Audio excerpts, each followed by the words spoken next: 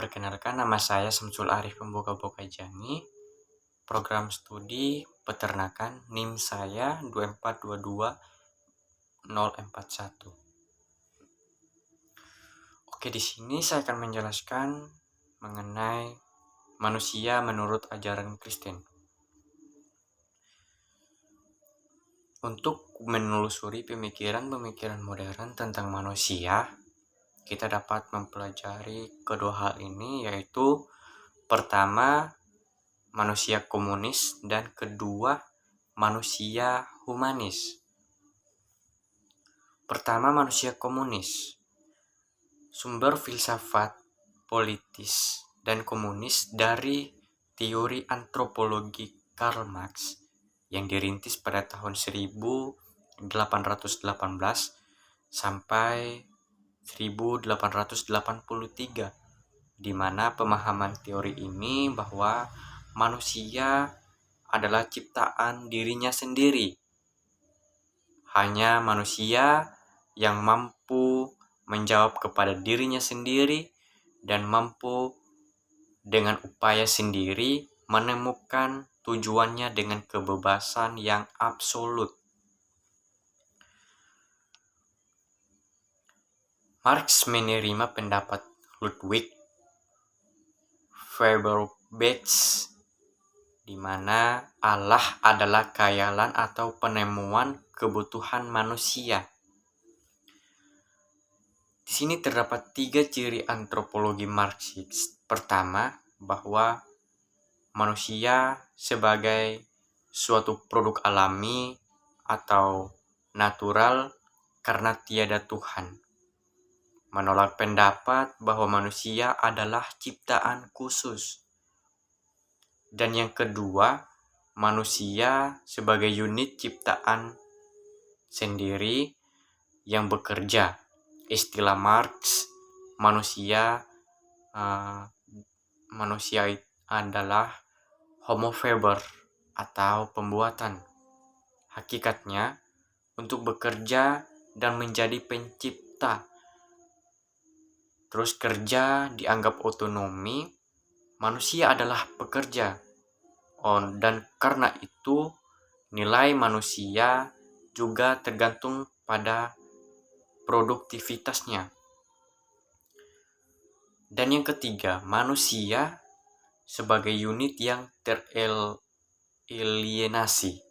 Yang menyebabkan manusia teralienasi adalah sistem hubungan dan nilai-nilai kapitalis. Manusia menderita berbagai macam alienasi dari hasil produknya sendiri, dirinya sendiri, dan dari sesamanya. Yang paling tragis adalah alienasi dengan diri sendiri yang membuat manusia menjadi tak manusiawi secara total. Itu singkat dari penjelasan mengenai manusia komunis. Dan sekarang saya akan menjelaskan mengenai manusia humanis. Suatu humanis percaya bahwa semua manusia adalah bentuk eksistensi yang paling tinggi dan karenanya adalah satu-satunya objek yang pantas disembah dan dilayani. Humanisme adalah memiliki pengertian sendiri bahwa suatu pengakuan akan rasa percaya kepada hakikat manusia yang menolak ide tentang Allah sebagai hal yang karena manusia bisa membentuk kembali dirinya sendiri. Dari penjelasan di atas menimbulkan ada pertanyaan mengenai pandangan tentang manusia di atas, manakah yang lebih mengagungkan manusia? Pandangan Marxisme ataukah pandangan humanisme? Pandangan Kristen tentang hakikat manusia. 1. Manusia adalah ciptaan Allah. Itu yang terdapat pada Kejadian 1 dan Kejadian 2. Manusia bergantung kepada Allah, Khalik dan sumber kehidupan. Sebagai Khalik, Allah berdaulat atas hidup dan tujuan hidup manusia.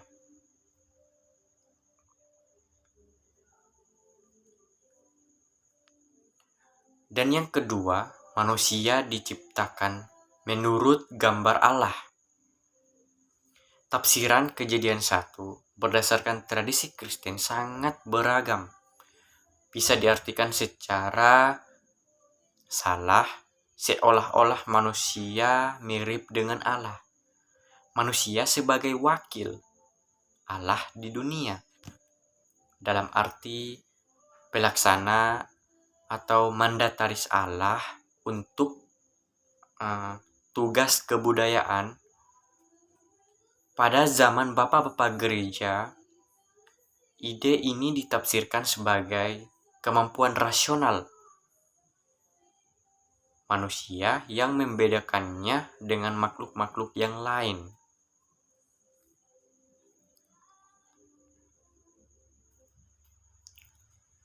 Tiga, manusia sebagai makhluk sosial. Manusia tak sendirian dan selalu berhubungan dengan orang lain dan berorientasi kepada sesama. Jadi, dalam manusia sebagai makhluk sosial bahwa dijelaskan itu manusia di dunia ini tidak hidup sendirian.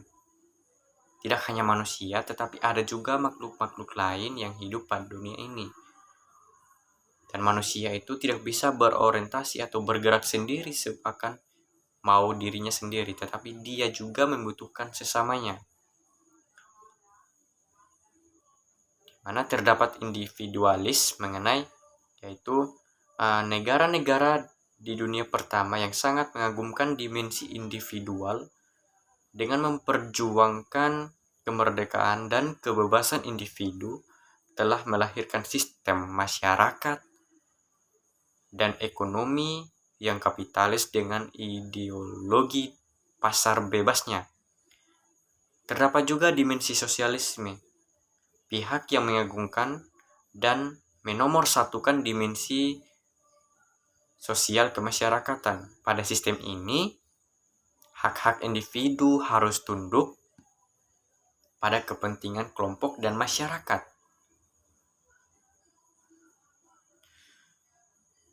Teologi Kristen yang berkembang di Barat, di mana dimensi individu itu sangat diunggulkan, maka harus dimulai dengan kritik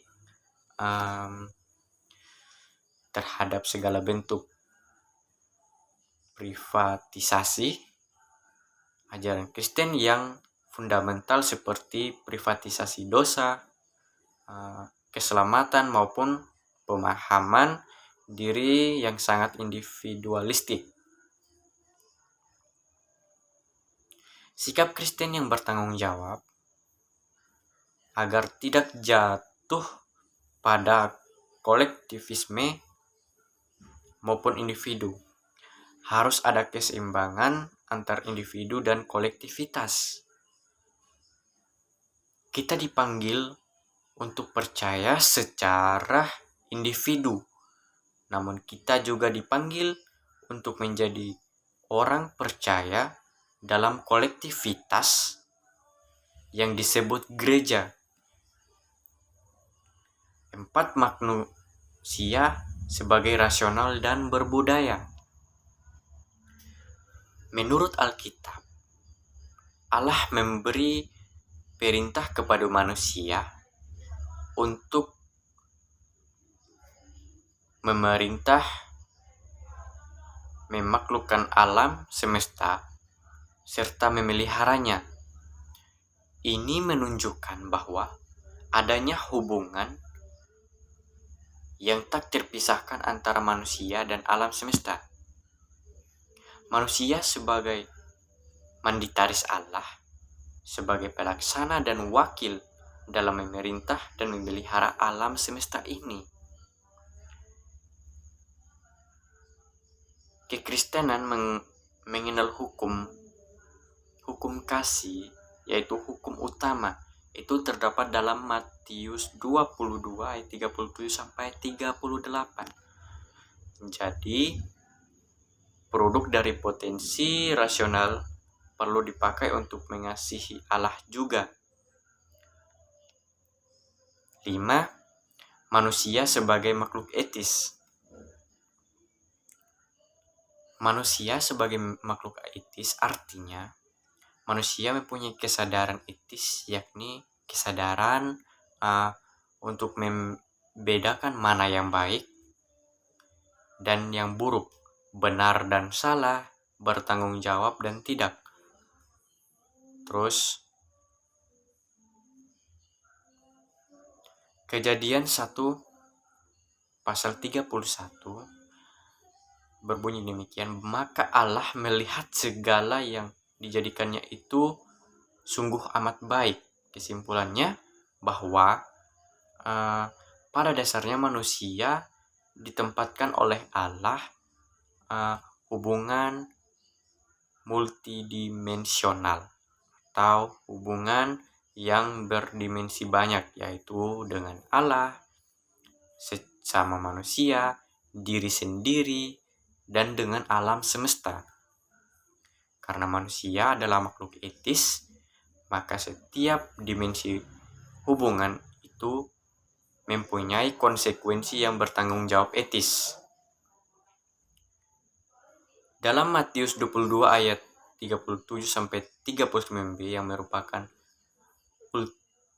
ajaran Yesus dalam Alkitab, Injil dan ajaran para rasul, maka hukum kasih dapat dirumuskan menjadi suatu hukum saja, kasih kepada Allah melalui kasih kita kepada sesama dan alam ciptaan Tuhan.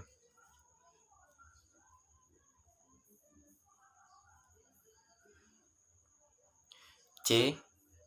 Paradoks dalam kehidupan manusia dan masyarakat. Yang dimaksudkan dari paradoks adalah pada satu sisi penciptaan manusia sebagai makhluk religius, sosial, rasional, berbudaya, serta etis menunjukkan sisi keagungan manusia dibandingkan ciptaan-ciptaan lainnya.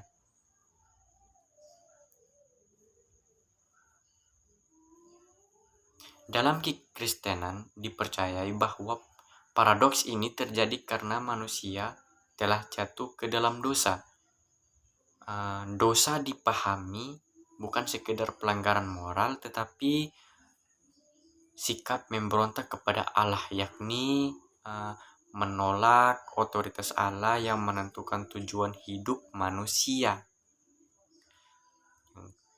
Terus, dosa pribadi seperti ketamakan dapat membawa konsekuensi penderitaan sesama, namun dosa sosial berupa sistem dan struktur yang tidak adil bahkan merusak dan membawa konsekuensi yang lebih berat lebih banyak orang.